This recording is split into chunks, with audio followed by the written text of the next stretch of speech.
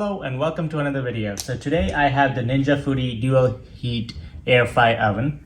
This is a bigger one. It's a XL size compared to the normal Ninja Foodi air fry oven. It is one of the space saver ones which you can flip up and stow away. It has the sear and crisp at the same time technology, so your crusts will get seared and cooked all the way through fairly quickly, rather than a traditional oven where your crust will rise and cook but won't sear. Has this rapid cyclonic air thing which can get temperatures up to 500 degrees Fahrenheit, which is really hot. There's a lot of features. Just looking over the box here, it tells you all the things you can do. It can air roast, broil, bake, dehydrate, toast, bagels.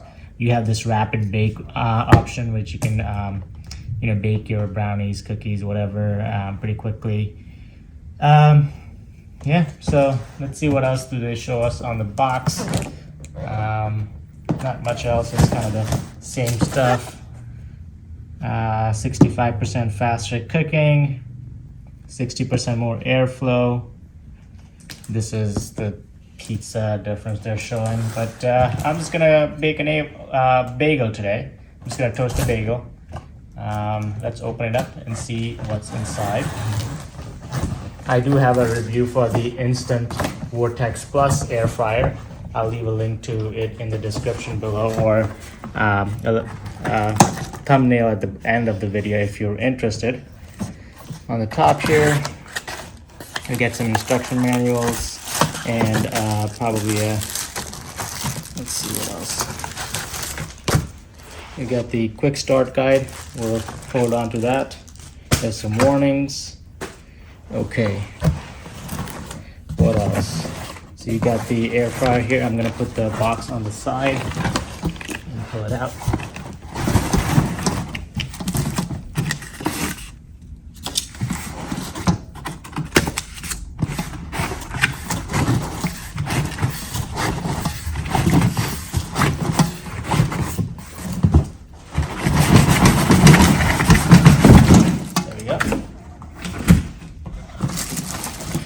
Make sure you have the right side up and then just slide it out of the box just like that.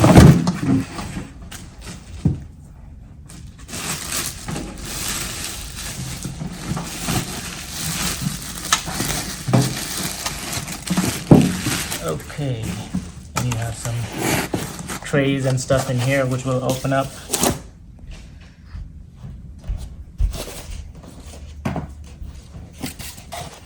Okay, let's have a look. So it's got more advertising material on the front there. We're gonna take the tape off here.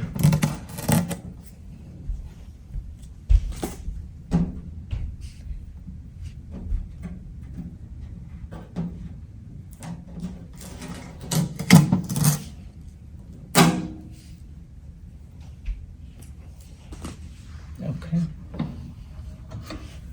I'll take this off because we don't want to burn your. Have some burning materials in there. Okay, so this is a air fry basket. See how there's holes through it so that the air can rotate through it and air fry it.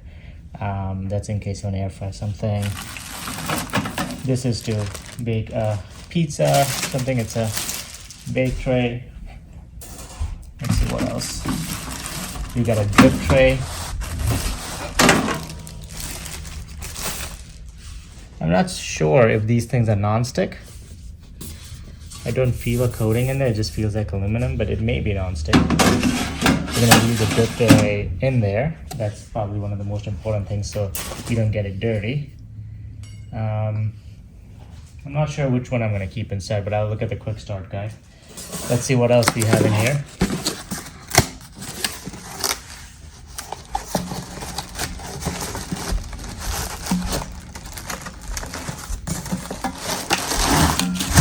Okay, we have one more tray in here. This is a cast iron pan to cook your. This is a sear plate. Okay, this is the sear plate, essentially like a cast iron pan. Preheat the sear plate or the cooking performance of the dual heat functions will be impacted. sear crisp rapid bake griddle, so you can use this as a griddle. Fresh pizza, frozen pizza, all of that, you can use this. So I'm gonna go ahead and peel this off here. This does feel like a non-stick surface, so that's good. All this slides your plate directly onto the bottom rails. Do not place on the wire rack. So it always goes on the bottom rack right here. Okay, so that makes sense, so that it can directly get the heat from the bottom heating element right here.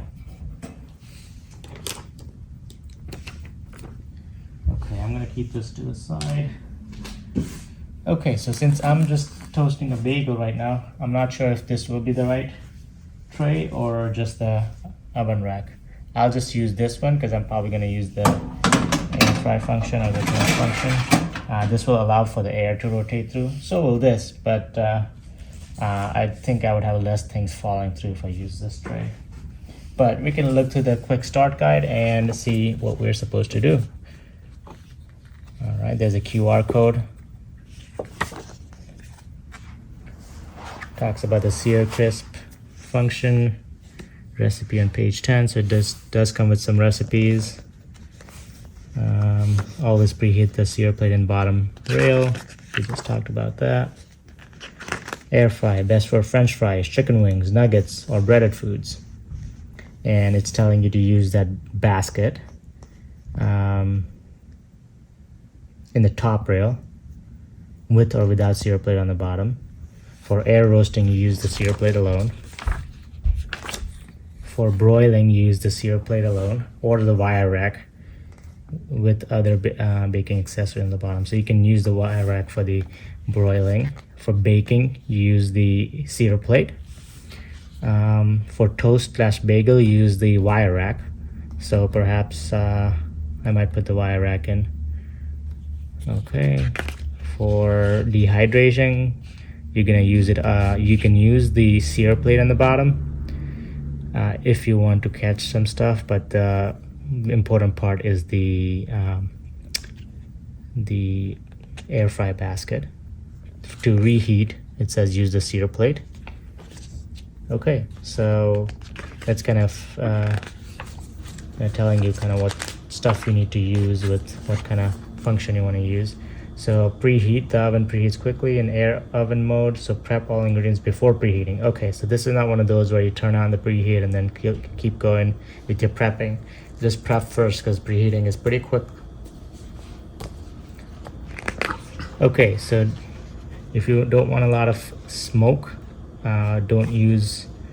avoid exceeding 400 Fahrenheit when using oils. And then clean all the grease off the accessories. Let's see. Doesn't say anything about it being non-stick or anything like that. So, but it does say use a non-abrasive brush for the wire, for the air fry pan or basket. Okay, and then it's just a bunch of recipes. Yeah, looks like all the recipes. Okay, so that's it for the quick start guide. It does give you some more instruction in the back as far as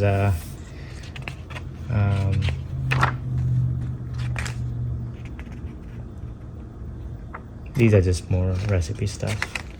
Okay, rapid bake charts that gives you temperatures and time.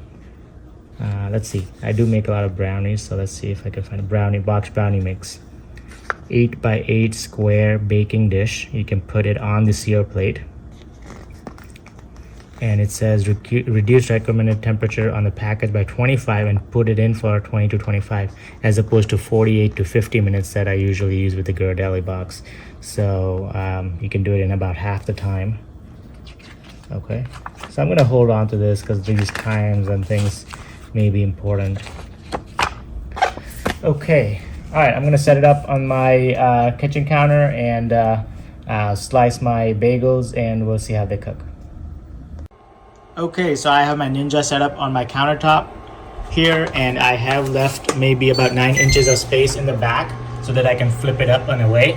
If you don't intend to flip it away, you can scoot it back all the way to the wall if you want it.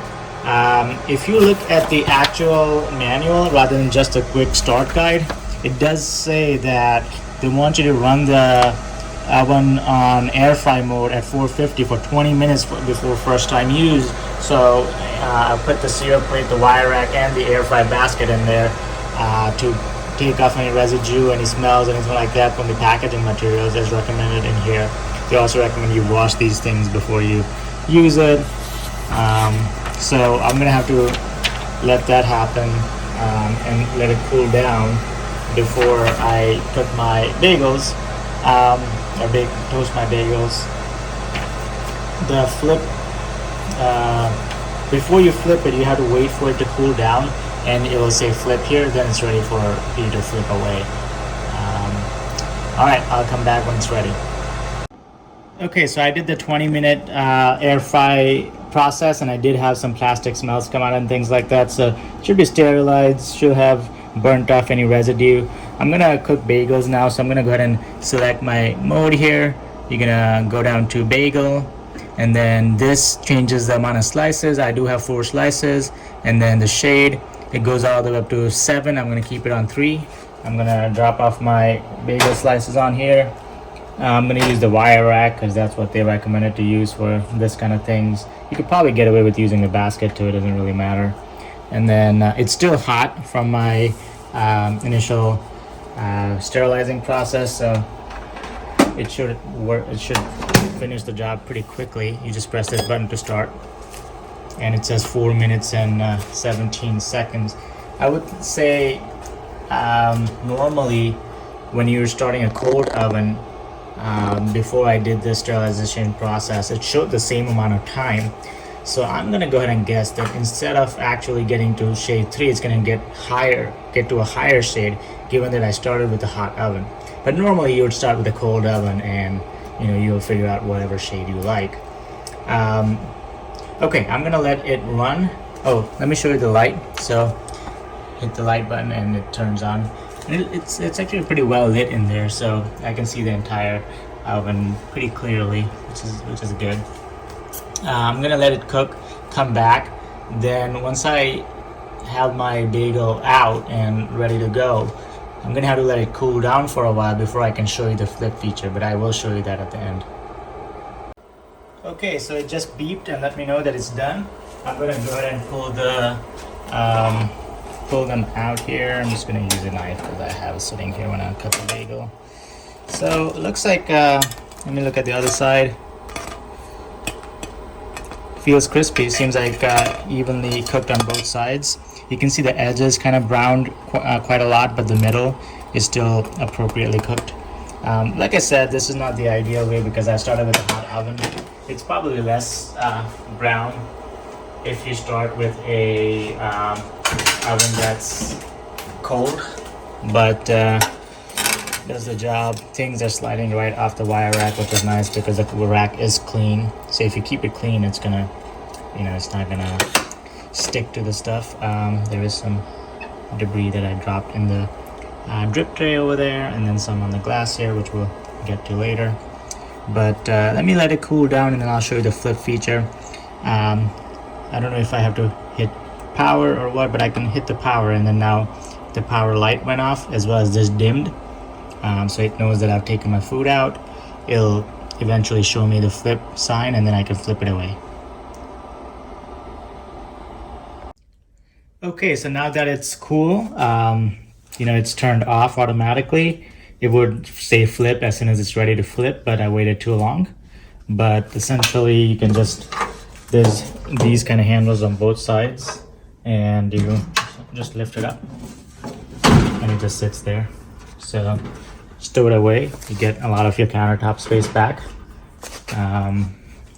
If you don't want it to be flipped up, you can save space by just pushing it back to, let's say, over there, and then you get some more of your space back in the front.